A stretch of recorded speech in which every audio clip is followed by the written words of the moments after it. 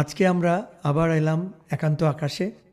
আজকে এই হিমকনকনে শীতের সন্ধ্যায় বাইরে -36, তারপরেও আমি মাহমুদ খুরশিদ উপস্থিত হয়েছি। আমার সাথে আছেন পিনু সাত্তার। তো এই শীতের কথা মাথায় রেখে আমাদের একটু অনুষ্ঠানে আমরা একটু পরিকল্পনায় চেঞ্জ করেছি। তো আমাদের হঠাৎ খেয়াল হলো শেলির সেই বিখ্যাত কবিতার একটা line, if winter comes can spring be far behind. আমরা শীতের মাঝামাঝি এবং সামনেই আগামী 2-3 সপ্তাহ পরেই বসন্ত আসতে যাচ্ছে। তা আমাদের হঠাৎ খেয়াল হলো একসময় রবীন্দ্রনাথ অনেকগুলো তার গীতিনাট্যকে নৃত্যনাট্যে পরিণত করেছিলেন। সেটিও ছিল আসলে শীতকাল, ডিসেম্বর মাসে কোনো এক পৌষের সময়। তো সেটা 1939 সালে প্রথম মঞ্চস্থ হয়, যার নাম হচ্ছে মায়ার খেলা। সেটা রবীন্দ্রনাথের প্রেম ভাবনার অনেকগুলো গান নিয়ে মায়ার খেলা পরিবেশিত হয়েছিল বিশ্বভারতীর সঙ্গীত ভবনে। তা আজকে আমরা পিনু সাত্তারকে অনুরোধ করব ওখান থেকে কিছু জনপ্রিয় গান যদি আমরা গাই।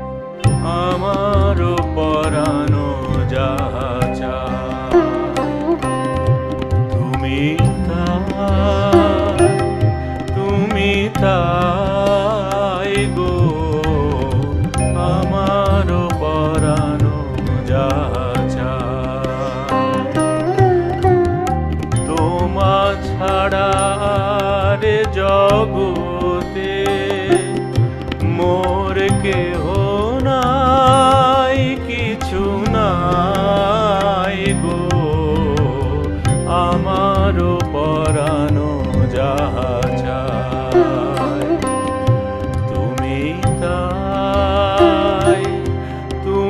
তাই গো, আমার পরানো যাহা চায়।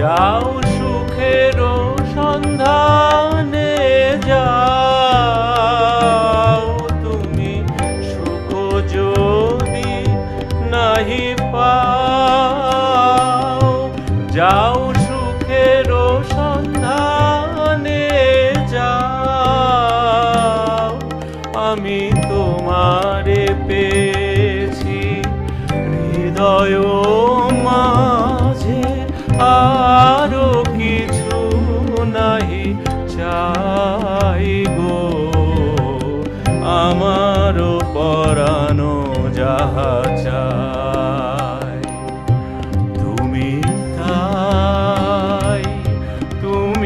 তাই গো, আমার পরানো যাহা চাই।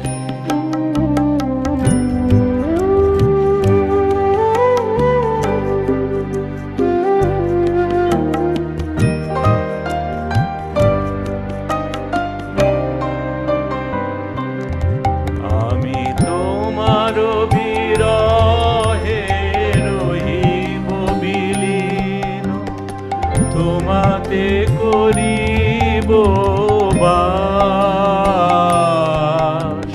দীর্ঘ দিবস দীর্ঘ রজনী, দীর্ঘ বরষ মাস, আমি তোমার বিরহে রহিব বিলীন, তোমাতে করিব বাস।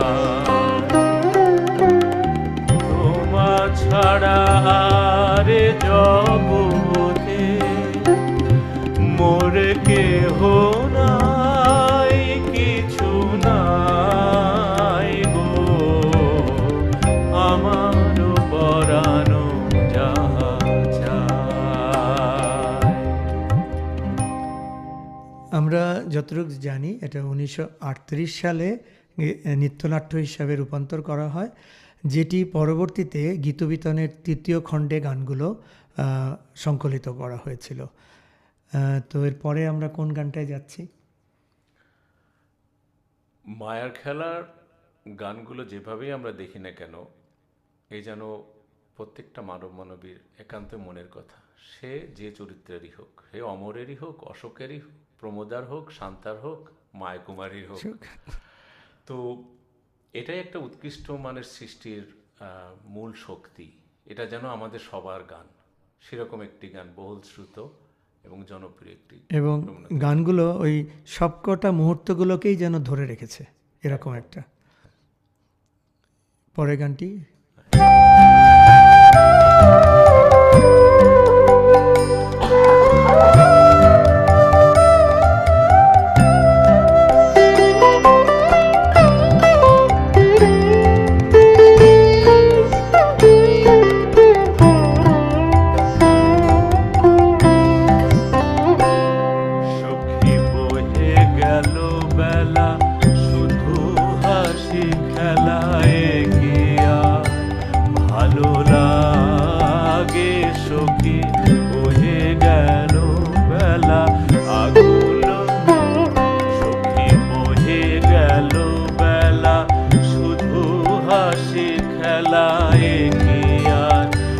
ভালো লাগে সখী বহে গেল বেলা, প্রেমের পিয়াস প্রাণে কেন নাহি জাগে, সখী বহে গেল বেলা, শুধু হাসি খেলা, এ কি আর ভালো লাগে সখী বহে গেল বেলা।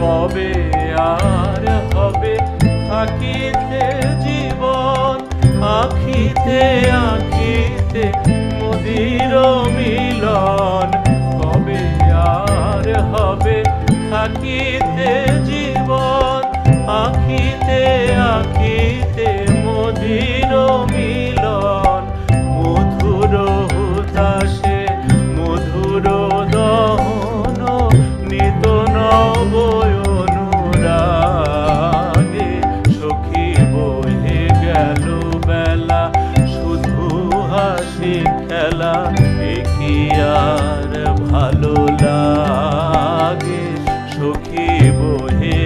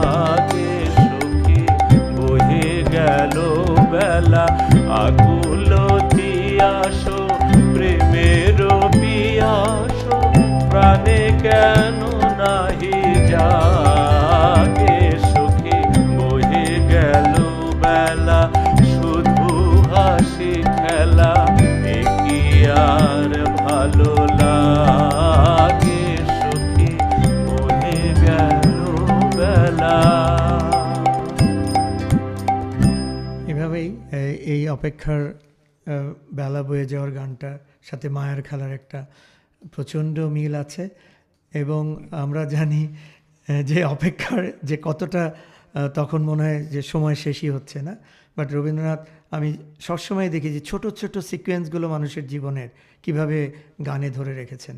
এবং ওনারই একটা কথা আছে, যে কথা বাক্যে বলা যায় না সেটা গানে বলা যায়, সেটারই একটা উৎকৃষ্ট উদাহরণ হচ্ছে মায়ার খেলা। বাট আমি একটু জানতে চাচ্ছিলাম যে ওই সময় শ্যামা, চিত্রাঙ্গদা এগুলো ছাড়াও আরও কয়েকটা নাট্য নৃত্যনাট্যে পরিণত ছিল। আপনি যদি আরও দু একটা নামের কথা বলেন। না, এরকম চণ্ডালিকা, সাপমোচন, রাজা, স্রষ্টার কাজ সৃষ্টি করে যাওয়া।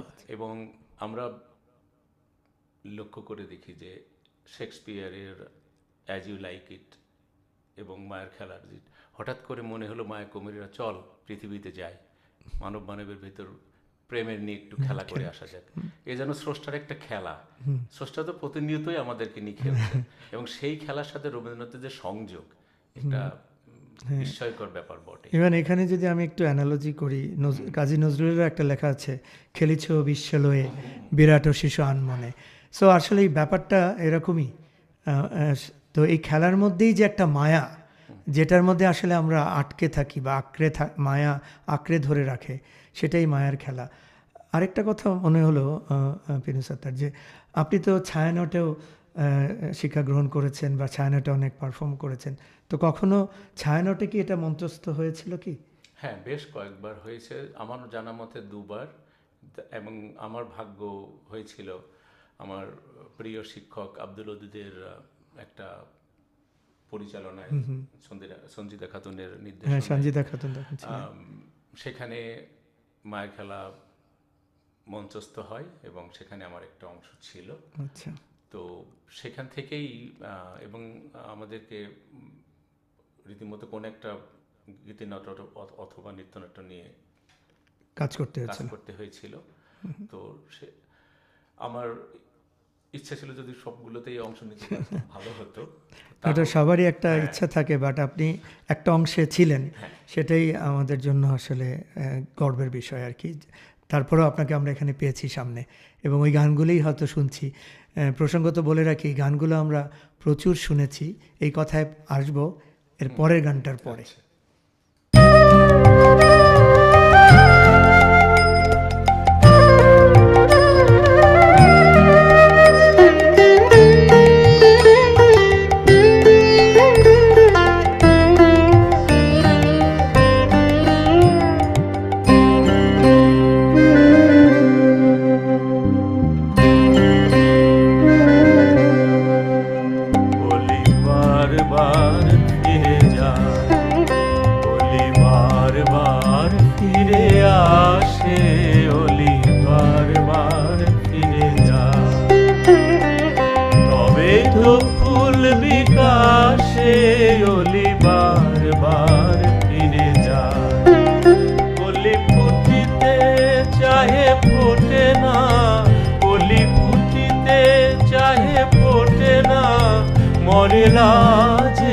মরে ত্রাসে বলি বারবার ফিরে যায়, বলি বারবার ফিরে আসে, বলি বারবার ফিরে যায়।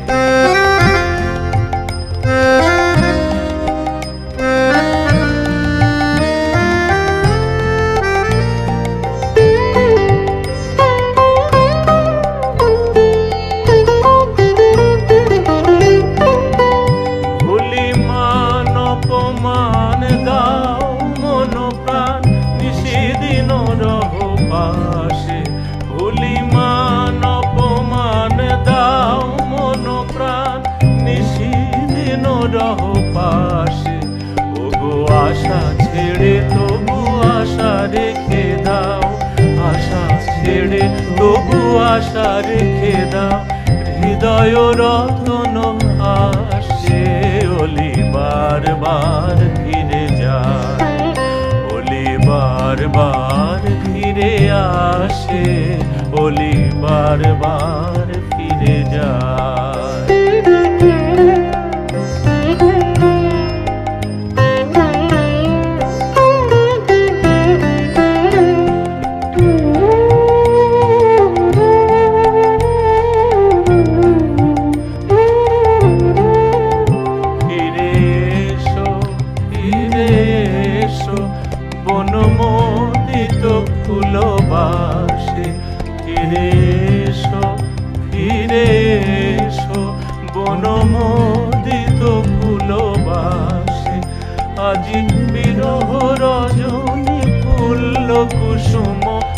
চির সলিলে ভাসে, অলি বারবার ফিরে যায়, অলি বারবার ফিরে আসে, অলি বারবার ফিরে যায়।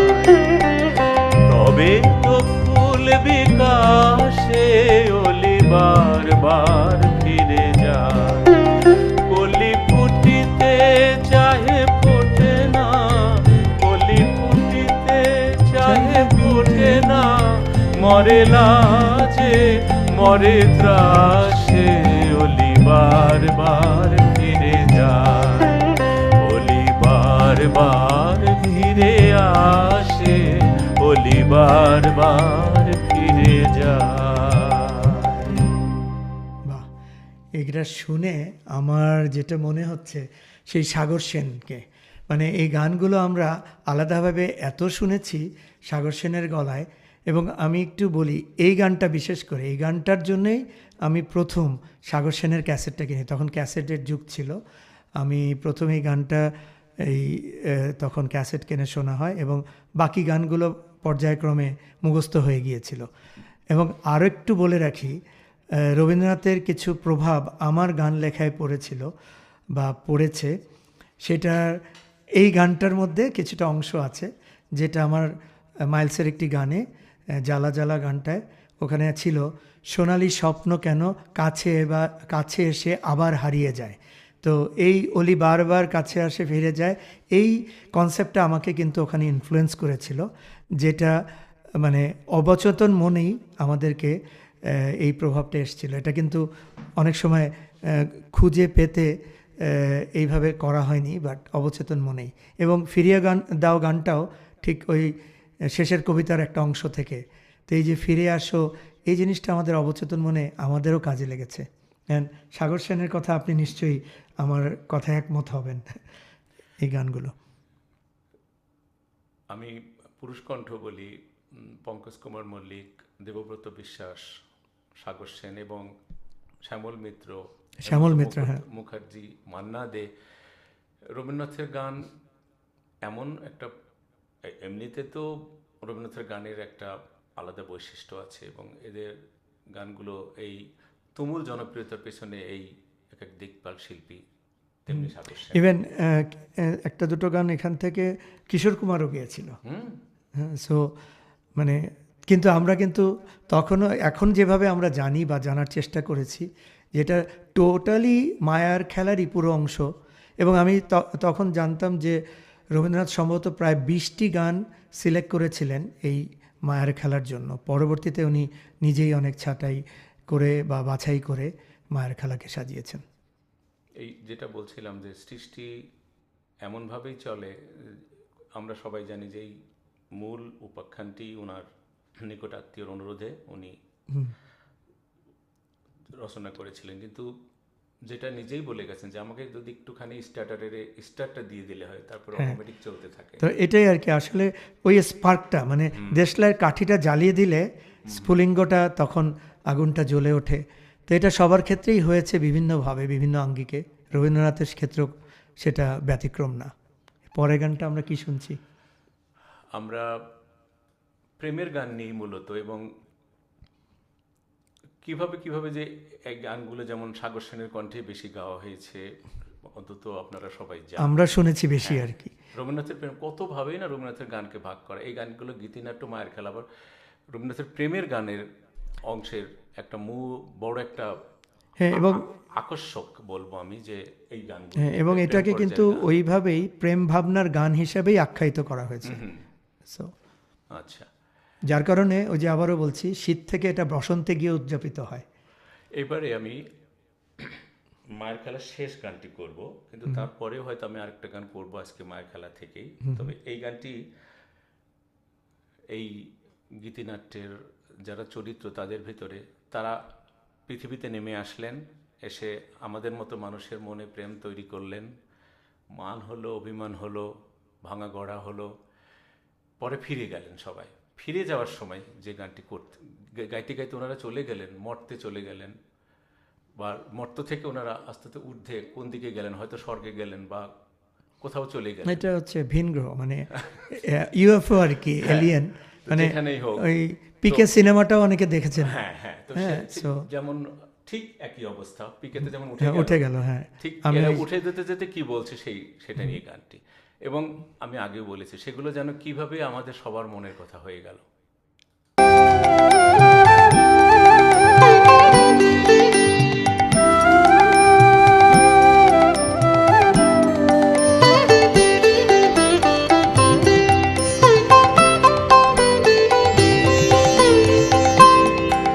এরা সুখের লাগি চাহে প্রেম, প্রেম মেলে না, শুধু সুখ চলে যায় এমনি মায়ার ছলনা। এরা সুখের লাগি চাহে প্রেম, প্রেম মেলে না, এরা ভুলে যায় কারে ছেড়ে কারে চায়, ভুলে যায় কারে ছেড়ে কারে চায়। সুখের লাগি চাহে প্রেম, প্রেম মেলে না।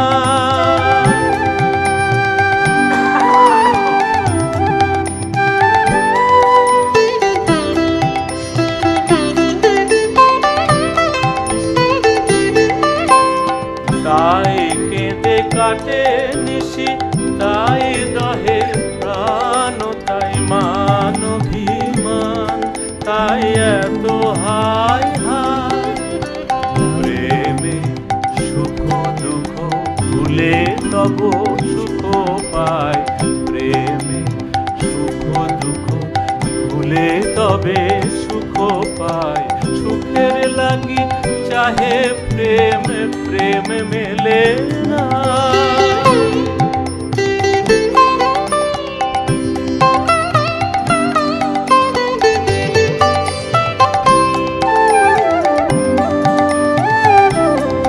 সখী চলো গেল নিশি, স্বপ্ন ফুরালো, মিছে আর কেন বলো, মিছে আর কেন বলো।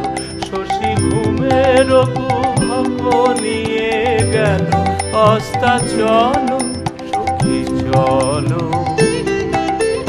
প্রেমের কাহিনী গান হয়ে গেল অবসান, প্রেমের কাহিনী গান হয়ে গেল অবসান। এখন কেহ হাসে কেহ বসে ফেলে অশ্রু জল, এখন কেহ হাসে কেহ বসে ফেলে অশ্রু জল।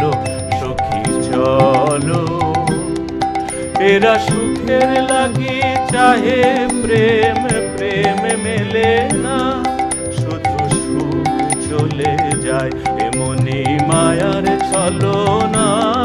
এরা সুখের লাগি চাহে প্রেম, প্রেম মেলে না, এরা ভুলে যায় কারে ছেড়ে কারে চায়, ভুলে যায় কারে ছেড়ে কারে চায়। সুখের লাগি চাহে প্রেম, প্রেম মেলে না।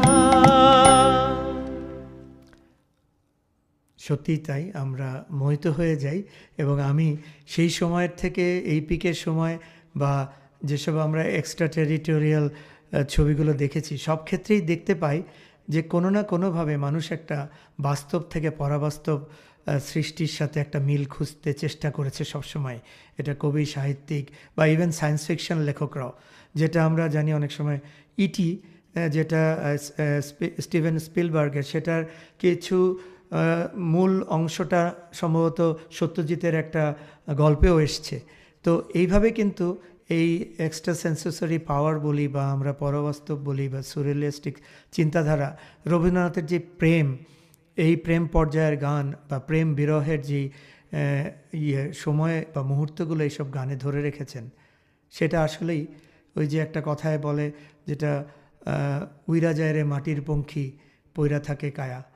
তো আসলেই ব্যাপারটা তাই, এরকমই এই মায়ের খেলাও শীতের সময় তৈরি, কিন্তু অনুষ্ঠানটা ওনারা উদযাপন করতেন বসন্তে, এবং এটা বিশ্বভারতীর সঙ্গীত ভবনে শেষ উদযাপিত হয় 2023 সালে। সম্পূর্ণভাবে।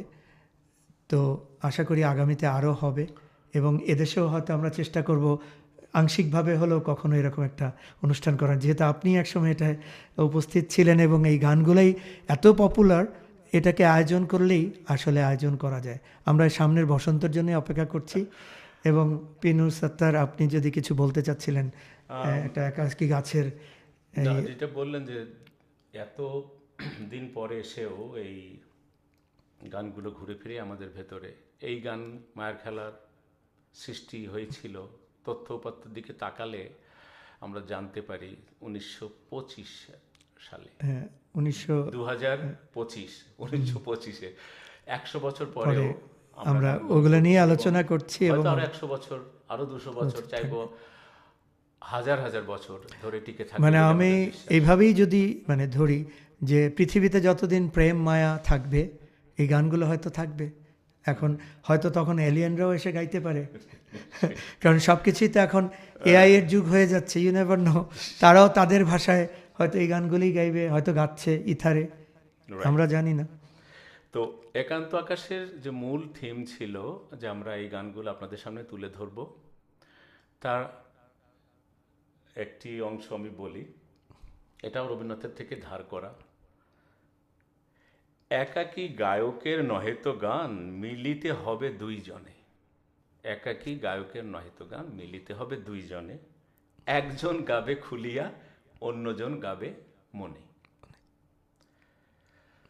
তটের বুকে লাগে জলের ঢেউ, তবে সে কলতান ওঠে। বাতাসে বনসভার শিহরি কাঁপে, তবে সে মর্মর ফুটে। অর্থাৎ পানি গড়িয়ে গিয়ে ধাক্কা খায়, সেখান থেকে কলকল ধ্বনি আমরা শুনি। বাতাসে বাড়ি খায় গাছে, মর্মর, আমাদের মন নেচে ওঠে। তো আমরা চাই আমাদের এই কথাগুলো শুনে আপনাদের মনে সেরকম হোক, আপনারা আমাদের সাথে গান করেন এবং সেই ঝর্ণাধারা বয়ে চলুক। একজন আমি গলা খুলে গাই, আপনারা মনে মনে গান। এবং আমিও তাই গাচ্ছিলাম মনে মনে এখানে। ঠিক আছে, তাহলে এবার আমরা একটা শেষ গান গাইতে গাইতে গলা মেলাতে মেলাতে আপনি বলছিলেন যে বসন্ত নিয়ে, বিকজ যেটা হয়েছে আমি আবারও একটু রিপিট করছি, এটা পৌষে ওইভাবে লেখা ছিল, পৌষের সময় শীতকালে কোনো ডিসেম্বরে ওনারা এটা মোটামুটি তৈরি করেছিলেন, এবং এটা মঞ্চস্থ হয়েছিল বসন্তে, এবং এখনও বিশ্বভারতীতে সঙ্গীত ভবনে ওই বসন্তকালীন সময়ে উৎসবের সাথে এটা মঞ্চস্থ করা হয়।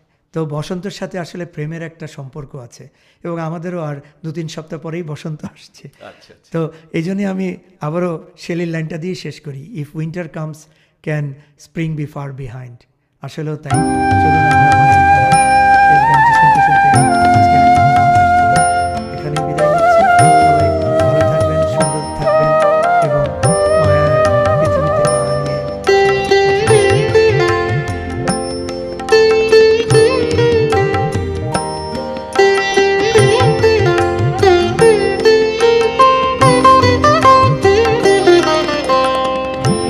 মধুর বসন্ত এসেছে,